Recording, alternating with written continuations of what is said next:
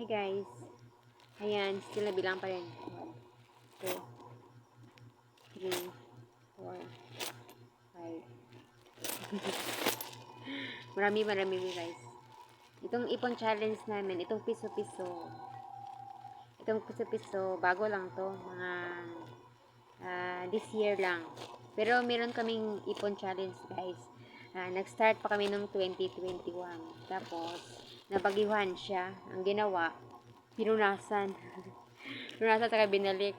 2, 3, 4, 5. Tapos mamaya bilangin natin. Yung ipon challenge namin nung start ng 2021. Kaya, ayun kayo guys. Mag-ipon challenge na rin, di ba? Kaya yun sabi na kahit medyo gipit, ang importante, meron kayong naitabi kahit 5 lang everyday, di ba? Everyday, 5. Iipon na rin yan. 2, 3, 4, 5. Kasi,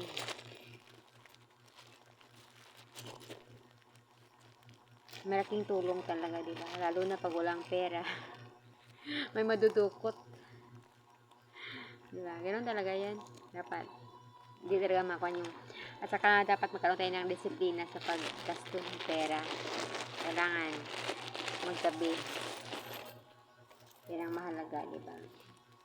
Okay naman yung bumili ng mga needs, pero yung mga importante talaga po, kung hindi mali importante, isang tabi natin kasi hindi lahat ng panahon meron tayo di ba? Kailangan natin magkaroon ng ipon. 10, 20, 30, 40. Kailangan natin magkaroon ng ipon para sa magandang buhay. Kaya yun. Saka sa mga pamilya ng OFW, dapat magkaroon tayo ng disiplina din. Hindi naman sabi na hindi padalahan kayo ng pera, gasto ng gasto dito, gasto doon. Dapat magkaroon din ng tabi. Ng tabi din. Kasi katulad niyan, di ba? Uuwi na walang pera, walang ipon, resibo ang dala. So, merong madudukot. Katulad ko, wala akong ipon, wala akong perang dala. So, ayun. Ayan, meron akong na dadudukot. Piso-piso lang.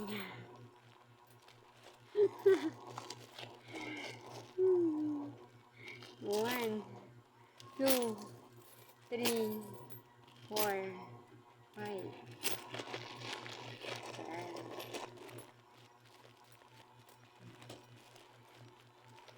Marami-rami na. Ang kabili na to ng isang pintuan ng bahay. Kasi walang pintuan yung bahay ko, kaya ito yung bibili ko ng pintuan. Ayan. Ayan. Katas ng piso. Katas ng piso ng pintuan.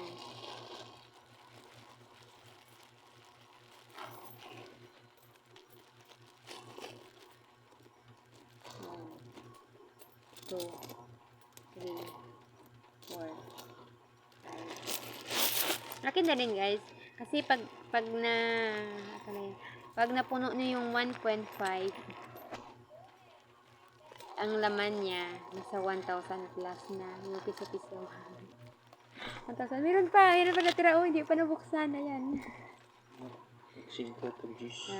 Tag 5 at saka 10 yung laman nun. Bago lang yan. Itong year lang ito siya ginipisan. Kaya ayun, pasalamat ako sa family ko, sa aking partner. Kasi nga, di ba? Masinop siya sa pera, hindi siya gasto ng gasto. Gulay-gulay lang. Minsan karne, minsan manok, minsan isda. 2, 3, 4, 5. Dami. Ito pa, busin mo na kabilang. Yan. Buti lang, may assistant ako. Kung wala akong assistant ako, buti na ako ng madaling araw nito.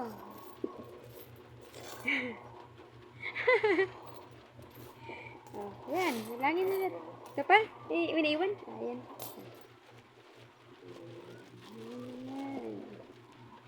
1, 2, 3, 4, 5. Aba. Para mahaba-habang oras.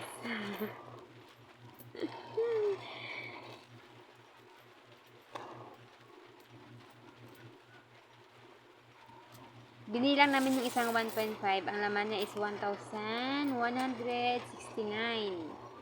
Yung isang bote, pag piso-piso. Yung punong-puno talaga, yung ganito talaga siya ba. Masapan pa siksik na siksik. Kaya, yan. 1, 2, 3, 4, 5.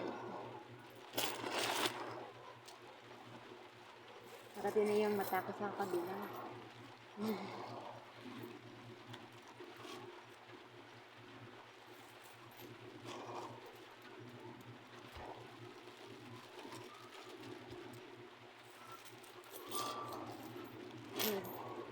3, 4, 5.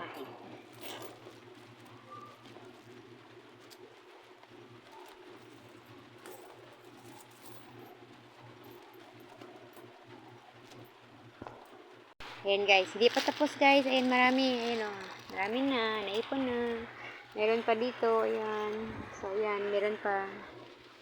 Meron pa. Ayan. Hindi pa nabuksan. Ito naman siya. 5-5 siya. Ayan, 5. Ayan, tag 5-5. Ayan. Tag 10. 10 at saka 5. Ayan. May 20. Ayan guys, ang dami na. Ayan. Ayan, habang nagbibilang yung aking assistant ng piso-piso, ito yung tag 5-5 at saka 10. Ayan, 5-5 at saka 10. Bilangin natin guys. Ayan, nabusa tayo sa 20-20. Ayan, naman tag 20. Ayan. Uy, di ba maraming naghahanap nito ng 20? Dahil, binibili daw ito ng mahal eh.